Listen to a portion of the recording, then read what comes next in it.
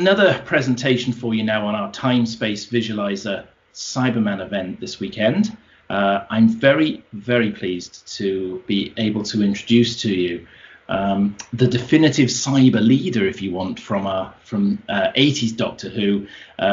David Banks, welcome. How are you? Hello, fine, thank you. I've got big hands, you can see. It's my cyber hands. I couldn't get rid of them. There you are. Hi.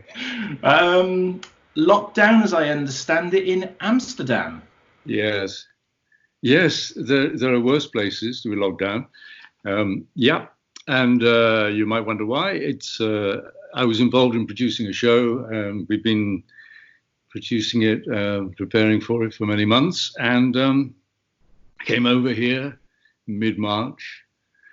Almost immediately we were locked down. We locked down here earlier than the UK, and the show was cancelled. So I hope to get back in a couple of weeks, maybe. It seems that the BA is kind of putting all passengers together on flights, and you can get out certain times, and maybe we'll be allowed to leave Heathrow when we get there and travel into London. We'll have to see. Yeah, fingers crossed that works out for you, because that's it's obviously not quite so nice being locked down away from home. Oh, there's certain difficulties, yeah, but there are advantages as well. I mean, it's a kind of space, isn't it? It's kind of, you call it cyberspace, maybe. Well, I think we're some weeks away from getting away from lockdown in this country as well. And do you think that the project you were working on will be resurrected, hopefully, the other side of this? It might be, yeah. It's how do we know? How do we know how life is going to turn out post-virus? I don't know. We don't just now, and that's probably one of the scary things about it for us. Well, but also there's hope there, and there's, change is good, isn't it? It certainly is. But hopefully over the next sort of half an hour or so, we can take our minds off it just for a little bit. Interestingly, I've discovered, obviously, we're having a Cyberman weekend on Time-Space Visualiser, and we have another interview that's being conducted, also from Amsterdam, and I understand, with one of the very original Cybermen, right back from the 10th planet, Donald van der Matten. So you're locked down in the same city as one of the original Cybermen, would you believe? Wow, I'm scared. Wow. What's that window? No. Stay put. I need you for the next 25 minutes. Okay, I'm telling you what we're going to do. Take you all the way back to the beginning. How did it all start professionally for you? Was there acting in the family early on?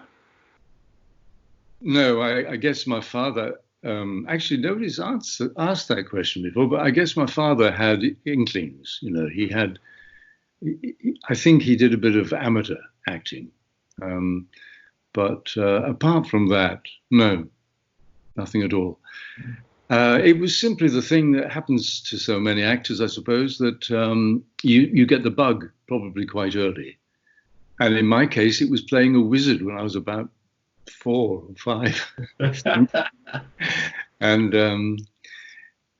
then, it carried on from there. And I suppose you get a certain reaction from the audience. You get the sense that you can become somebody else, and that develops.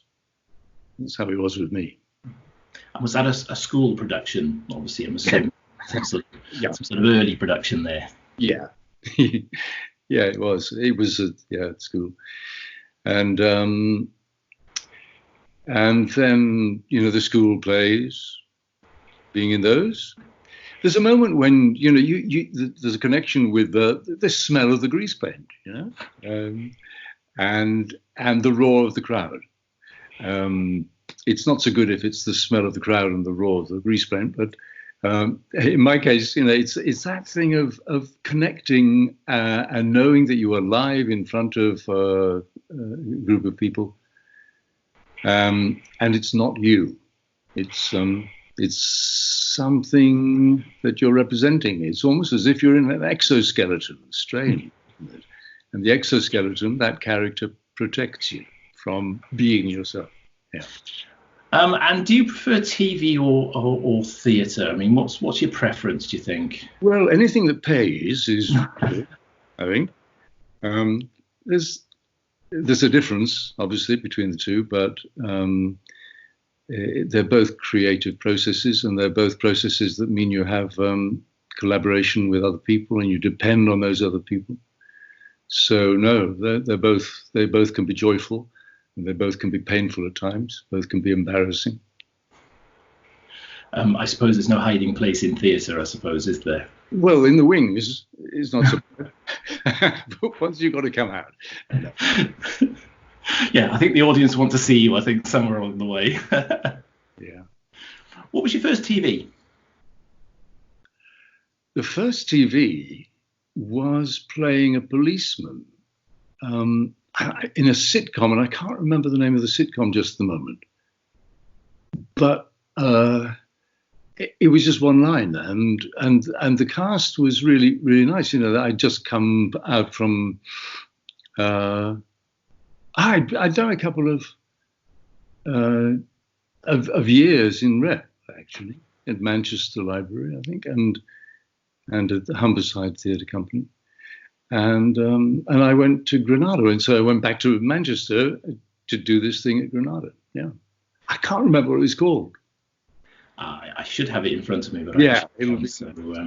And so obviously you did a little bit of TV, and then along came the opportunity, I suppose, to join a TV series that was going to change your life to a certain degree. Yeah, I did a few more, a bit more TV before that, but yeah, that was in. So you're talking about Earthshock.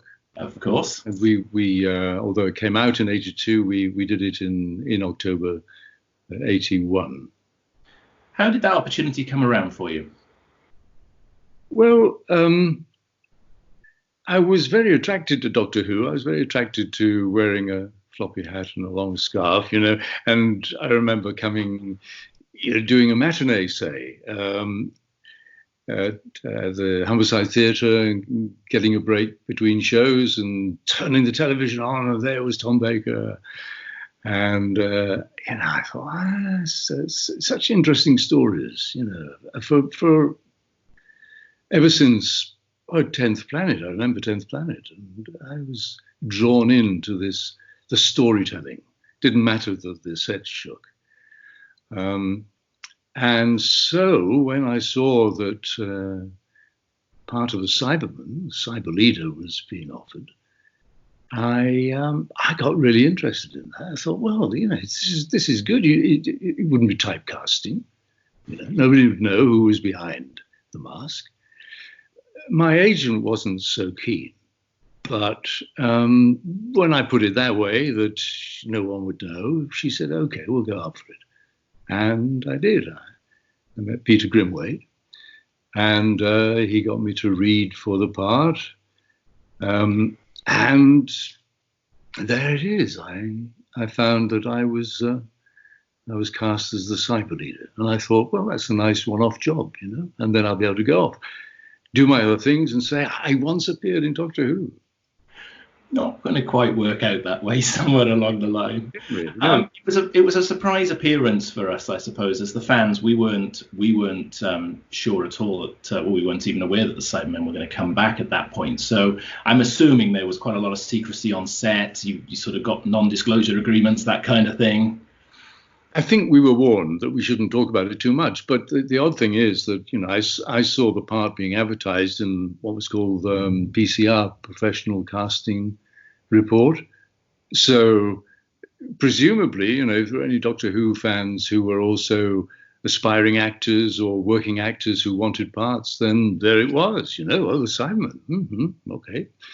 But yeah, there was general secrecy, and originally it was called Sentinel, I think, rather than Earthshock. Neither of those actually gave the secret away, did it?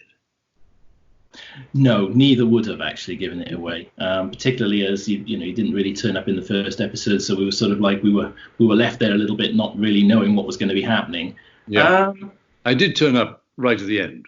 Yes, of course, that's right, you did. But from our point of view, we weren't spoiled in kind of like the way we are in modern TV, I think, these days. So I don't think we were sort of on the lookout for it. And obviously, John Nathan Turner was trying to sort of make some big hits with the series back then. So bringing the Cybermen back for him, I suppose, was quite a big coup at the time. You obviously went through a fitting process for the costume and things. How was that for you? Yeah, that was very interesting. We were involved from the start.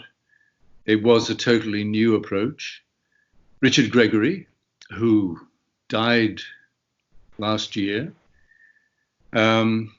he was the mastermind of the helmet and the look, and Dinah Collin costume, and between them they devised something which stood up to the kind of scrutiny that 80s TV was giving, that kind of detail. The Cybermen hadn't really appeared for 7 years. Would have been about that, yes. And so these Cybermen were slightly different. The previous Cybermen, the Cybermen before Revenge, were the ones that walked but didn't talk. I mean, in terms of acting. The Revenge of the Cybermen was the first appearance of the Cyberleader, and they. Well, a rather camp Cyberleader, as I recall. Yes. Well, let's be fair. Let's be fair to him. It was a kind of, he'd got his accent, his English accent, because remember the Cybermen have got to relearn English again, and he'd obviously been watching quite a lot of US sitcoms, I imagine. In my case, I hadn't. I'd probably been listening to John Cleese quite a lot or something like that. Yes, a lot of arms on the hips there with the 70s Cyberleader as well. Explosive Cyberbum in the universe. And flares, but I was very glad that they did redo the costume, which actually I think worked very, very well for its time, and I think they re-engineered it and gave Cybermen, I think, quite a new lease of life. Yeah, yes, and it was really good, looking back, really good to be involved in that. So being fitted for the helmet, and the helmet was really quite difficult, even when we got to the point where we got the helmets that we would be wearing. But before that, it was. I suppose I got over the claustrophobia being fitted for the test helmets, as it were. Because we also had to test the voice. How would the voice be heard? You wouldn't want to talk like this. So the placing of the microphone, where the mic pack would be at the top of the head, how to stop it from slipping down, and so that wasn't quite as successful as the cyber race would have wanted it to be. And a very distinct voice. You brought a very distinct voice to the part for my liking. Yes, I think. That was something that I thought about before going to the audition, and I was interested in artificial intelligence, in the new personal computers that were coming out, the miniaturization of computing, and the idea that these were humans. These were human beings inside an exoskeleton, but they were removed from what you and I would be. They were helped by technological processes, and so I tried to get something of that in the voice. And what was it like walking into an established cast at that point, quite established? They'd got a series under their belt at that point. Peter, the sort of regular crew, did they make you very welcome as you came on board? Yes. Is that true? Did they have a series? Yes, they pretty much got a series under their belt at that point. Right, but I think it was the first year, wasn't it? It was the first year, because I do remember having conversations with him about. He was still thinking about how he should present the Doctor. He was very keen to amalgamate the previous Doctors. This regeneration is a kind of mysterious process whereby the Doctor that we see appearing before us is somehow connected, obviously not bodily, visually, but in some way, in some, even though the personalities are different. And he wanted to incorporate some of those things, and he was shown. It wasn't then anywhere near as easy to get clips from the previous shows. But obviously the BBC did have some of them. They hadn't thrown all of them away. No. And so Peter had those, and he was explaining about, he was particularly, I think, interested in the way that Patrick Troughton physicalized his role. It certainly came across, I think, in his performance, most certainly. Yeah. And I think for me, I think he came, and following Tom Baker for him was probably quite a challenge anyway in itself. So he needed to dig and find something in that character for him. But I think he settled in quite well for my liking. They were all filmed a little bit out of order, so presumably he might still have been at a sort of an earlier stage. But for me, I think he took the character and took it on to another level as he took it through the series. So, but were they an easy crew to get involved with during rehearsals, and did they make you feel welcome as you came on board the set? Oh, very, very much. Very much. And what impressed me as well was that there was a complete sort of seriousness about the concept. I mean, you could, and this continued because I was in it more than once. Mm-hmm. And because you could imagine that people would make fun of it or think, this is incredible. We're saying, you're spouting these lines, or we're walking through a TARDIS door, and we could see the two men, one either side, opening the doors and closing. Because, folks, this was the technology of the time. You're giving the spoilers away. But no, there was a kind of focus, and that was helpful. That was good. And also, what was different then, and it changed over the time, the decade that I was in it, was the fact that we had rehearsals, and we rehearsed for 2 weeks, and then we would have 2 days in the studio, and then we rehearsed for another 2 weeks, and we had another 2 days. It's totally different from the way it's done now, all on film. Yes, and the rehearsal time, I think, gives people the opportunity to be right. Television's changed quite a lot over the time. Obviously, you worked with Peter, then you worked with Colin as you went into Attack of the Cybermen. Was there a different feel on the show with Colin at the helm, would you say? Oh yes, very different. But you've missed out 5 Doctors, and that's. I'm coming back to 5 Doctors in just a sec. Okay, actually. all right. So by the time I worked with Colin, though, I'd met quite a few and worked with quite a few of the other Doctors. So yes, Colin, I may safely say, was like no Doctor that ever appeared before. And each of them are different. It's just that he was different with a noisy costume. Yeah. And he brought, again, a completely different characteristic to the role. And in fact, it's quite a lot more alien to me, I think, as a fan watching back then. For me, I felt Colin more alien than Peter. Right. Do you mean an alien creature? No, more alien in his sort of whole demeanor, his whole approach to the role. I think he was slightly more prickly, I suppose, than Peter. Yeah. Yes, I suppose there's a kind of prickliness or it relates to Jon Pertwee's character a little bit, doesn't it? There's something kind of standoffish, almost standoffish. And so, but I think if you take any Doctor, you'd find a particular characteristic which is not like one of the others. I'm not sure if I'd agree that Colin was more alien than the others, but you might have a point. I'll go away and think about that. My own fan perspective, having grown up and watched it, I mean, yeah. When Earthshock, I won't even say how old I was when I watched Earthshock, so it was a complete surprise to me. And I've sort of, my era was Tom all the way through, so I'm charting this as I go, having watched this series.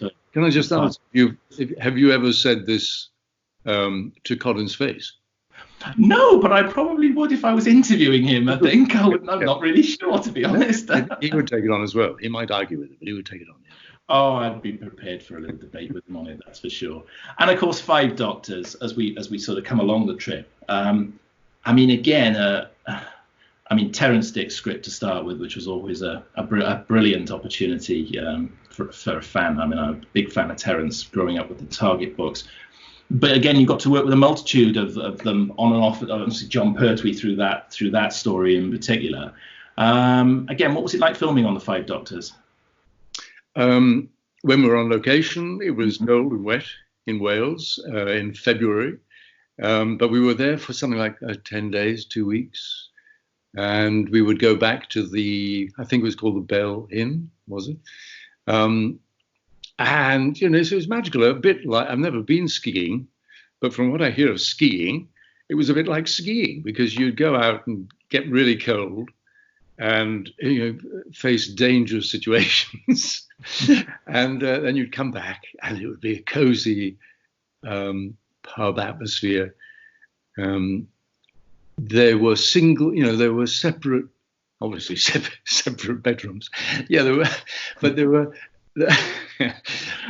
Should hope so. They didn't have ensuite bedrooms. They just had a single room with a bed in it.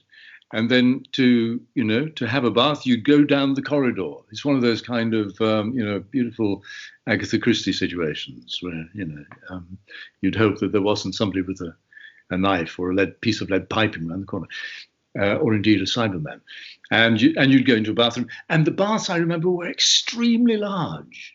And so you could just sink into this wonderful warmth, knowing that you'd be going downstairs and have a little drink, a little chat, some food. And it was there I had my first whiskey, I remember. And it was glorious. And I remember talking to Peter and realizing for the first time that he was a teetotaler.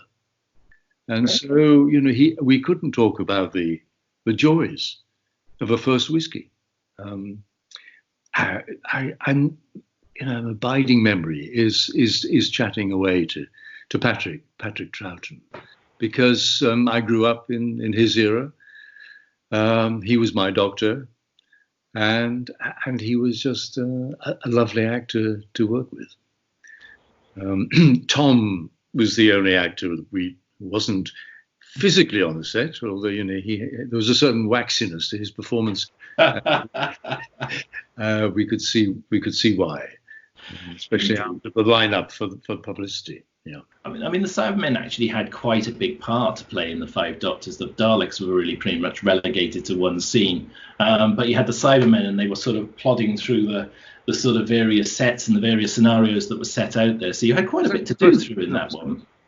Did you just do a Cyberman impersonation? Probably just did do a Cyberman there, actually, which is probably a little bit akin to sort of a bit of Gavin and Stacey dancing, which is probably not a good thing on this interview, really. But so you had quite a lot to do through that, and in some respects, you pick up an accolade of being one of the very few actors to have worked with quite a number of the Doctors, really, if you think about it. Patrick, Peter, John, Colin, Sylvester, you've pretty much got quite a lot of the gamut there. Yes, and the resurrected William Hartnell. Of course, it wasn't William Hartnell. No. Richard Hurndall, was it? Yeah, he did a really good job, actually, Richard, I think. Yes. Difficult circumstances. Because it wasn't the done thing, was it? Yeah. To resurrect characters and put different actors in the series at that point. Yeah. And of course, you'd worked with Jon previously, of course, in the Ultimate Adventure stage show. Yeah, it wasn't previous. No, absolutely afterwards. It was to come. Yes. Yeah. And so it was quite helpful, I think, that I'd already worked with him. We got to know each other. Yes. And so, yeah, that was a whole other adventure. Yeah. So, I mean, live theatre, a different kind of performance. You even get to play the part of the Doctor himself on one occasion. You work with both John and Colin, but what was the feeling like on the show? Was it a good natured cast? Was it an easy show to sort of follow through and work with? Oh yes, it was. I mean, it was quite a large cast. I went up. I didn't go up for the Cyberleader or Cybermen. I dreaded the thought of being in a cyber costume. Twice. 8 times a week or whatever. And also the people who played, the guys who played the Cybermen also had to strip off their costume and get into the Daleks from time to time. it was quite hard from that point of view. But we were a bunch of youngish actors, and it was great. Yeah, I went up for Karl the baddie, and I was asked if I'd consider understudying Jon, and I made certain conditions. Fortunately, as it turned out, that I would have proper rehearsal before we started, and that I would have my own costume to choose from. Because can you imagine if I had to wear a white wig and velvet jacket and do his voice? It's no. And so it seemed a very exciting time. It went on for 6 months or so, maybe longer.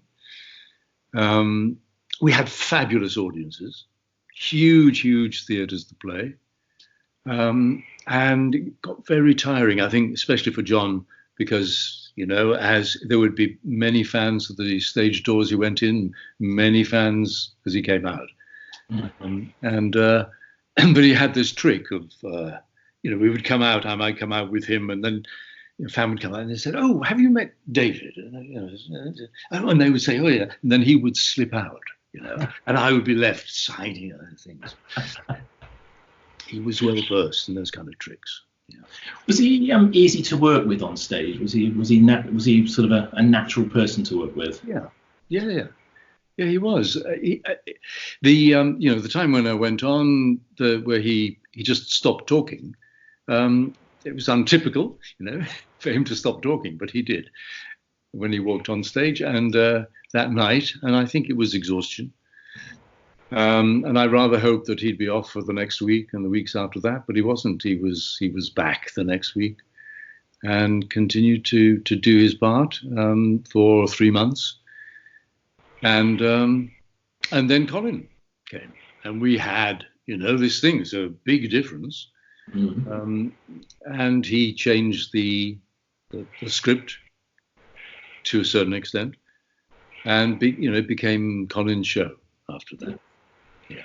And you had quite a different costume. So the costume they kitted you out in, did you have a say in the costume that you wore for when you actually understudied as the Doctor? Oh, I see. I thought you meant Karl's costume. No, when you actually played the Doctor. Yes. Was that a costume choice of your own, or was that something that they worked out for you? Yes, it was. Because it was the play to some extent. This was 89, and we already knew what the Earth was heading for, the global warming. We knew that climate change was coming, that we were responsible for it. This was how long ago? 30 years ago. Mm. And I was sort of, I belonged to Greenpeace, and I was into saving the planet, and I wore a Greenpeace T-shirt that was, under the beige suit, and so that there was a particular thing which I felt chimed with the play itself, that I could go along with, and I still have the suit.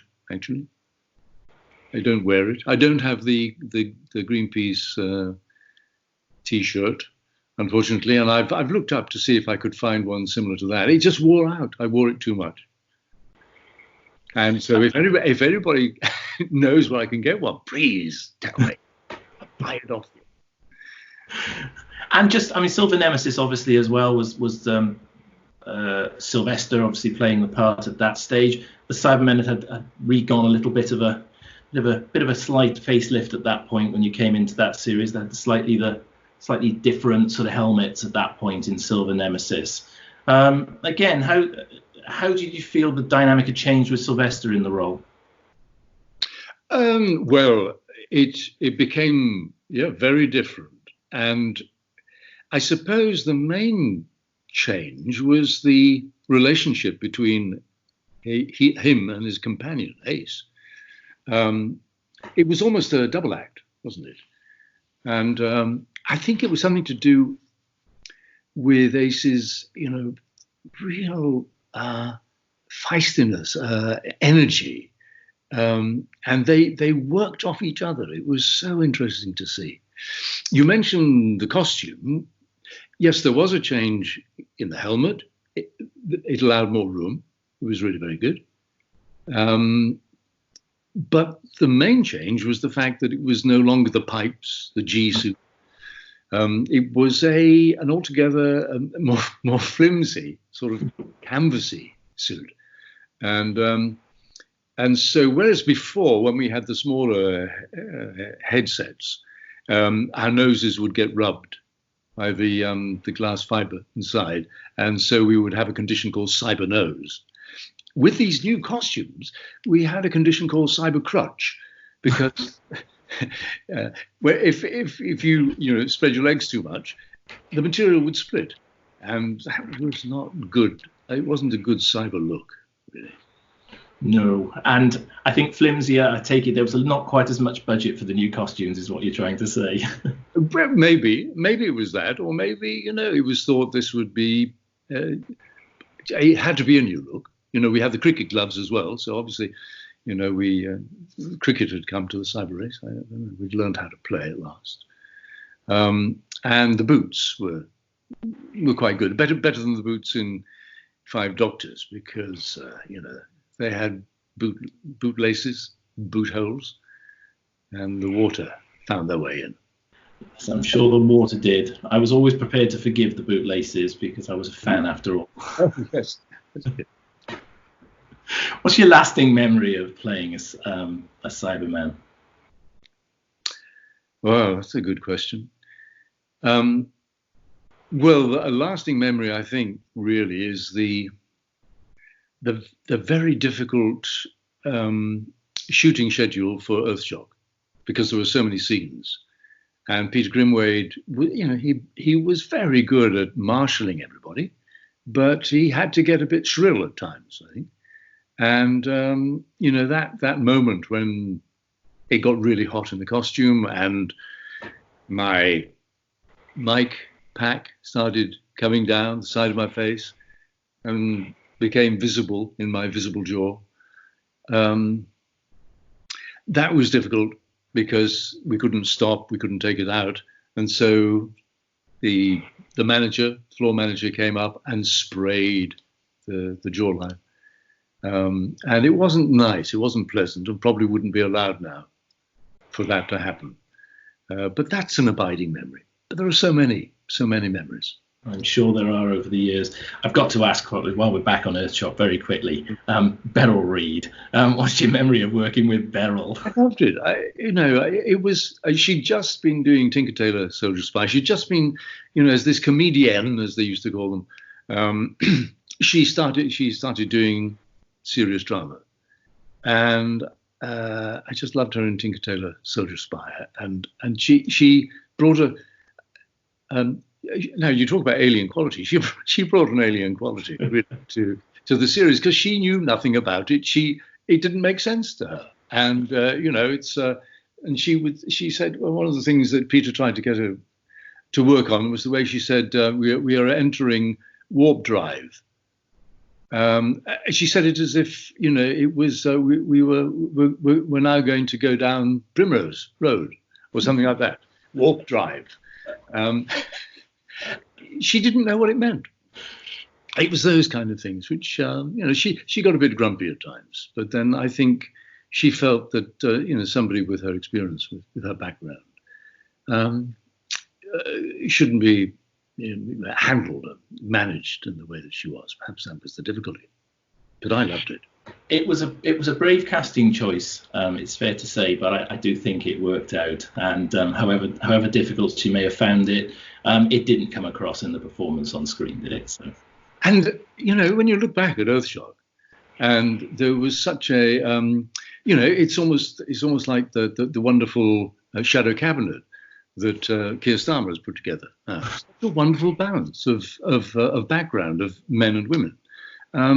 And we completely lost it, as we completely lost the sense of what we were doing to the planet. We entered the 90s and we started to rave. And, to come back to where we are now, which is in lockdown and having a bit more time to think about things, maybe we can start to look more clearly at where we are. Indeed, and maybe we can. And I think we've got that breathing space in life. It's interesting actually, because I've had a day. I've been working today, and I've only had 2 meetings in my diary, and normally I'd have 6 or 7. I think we're going to reevaluate. I think this whole work-life balance. Hopefully, when we come out the other side of this with a bit of luck, I feel. I could talk to you for hours, David. It's fair to say, and I've barely scratched everything that I wanted to talk to you about. But unfortunately, time is going to beat us. But I think we've had a pretty good wander through some of your Cybermen years there, that's for sure. Hopefully, you find your way back to the UK shores shortly, and we can get some flights organised and get you back home safe and sound. Well, that's great. I personally can't, but I'm sure the government will do something as we go. I hope that I get the opportunity to interview you properly, face to face, at one of our Fantom events coming up. Hopefully, at some point when we come out of this, and we can put events back on. Hopefully, we'll see you there, and hopefully, I'll get a chance to pick up on the conversation and go through the rest of everything else I've got on this list to go through. It's been an absolute pleasure. Thanks very much for coming on and chatting with me today. Look after yourself, stay safe. And it's at this point I'd normally say a big round of applause for you, but I don't have an audience, so I'll give you a round of applause myself. I'll give it. Thank you too. Thank you very much. Excellent. Thanks very much.